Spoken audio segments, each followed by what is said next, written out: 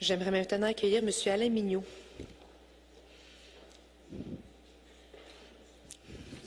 Bonsoir, M. Mignot.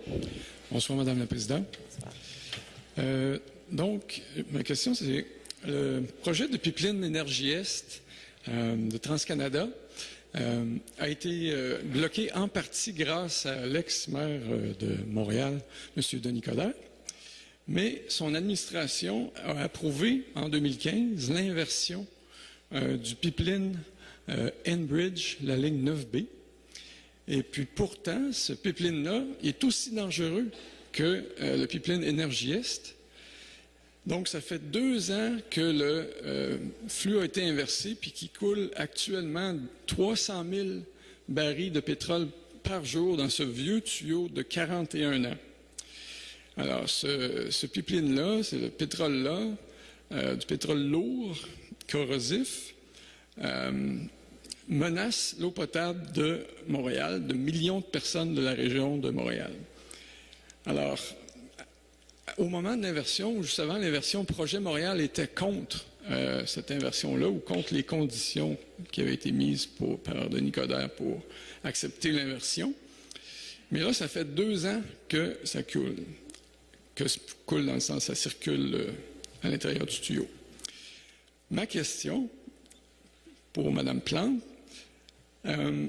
quelles mesures comptez-vous prendre pour protéger l'eau potable de Montréal contre une fuite potentielle pour laquelle il n'existe aucun plan d'urgence crédible, aucun plan d'urgence possible? Merci, M. Mignot. M. Ouellet. Merci.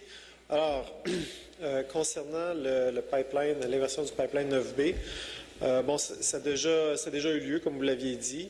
Donc, on est pris avec. La décision a déjà été prise. Par contre, évidemment, la protection de nos sources d'eau potable est pour moi une priorité absolue.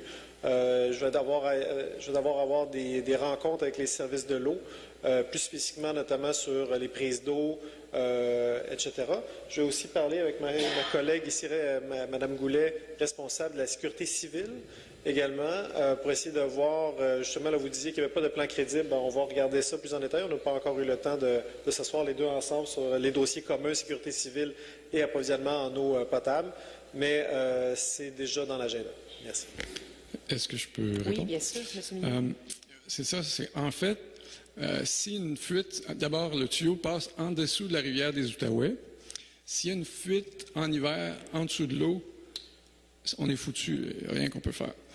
Ensuite de ça, c'est un pétrole lourd il y a une partie qui s'évapore, une partie qui se flotte, une partie qui s'en va, qui est soluble dans l'eau, puis une partie qui coule au fond. La partie qui coule au fond, on ne peut pas ramasser ça. Ensuite de ça, il y a des activistes qui ont démontré que le numéro de téléphone d'urgence, on appelle là, il ne parle pas français. Donc, puis après ça, les estacades, habituellement, quand ça arrive, ces choses-là, ils sont supposés envoyer les pompiers. Pour les activistes, ils avaient envoyé la police. La police ont failli faire tout sauter parce qu'ils ne savaient pas comment faire. Ensuite, les estacades, où est-ce qu'ils sont? Habituellement, quand il y a une fuite, il y a un cafouillage épouvantable de savoir c'est qui est responsable, c'est la sécurité publique, etc. Moi, il n'y a pas de solution qui protège vraiment l'eau de Montréal avec un pipeline. Donc, c'est pas mal ça dont je voulais vous avertir. Merci beaucoup, M. Mignot.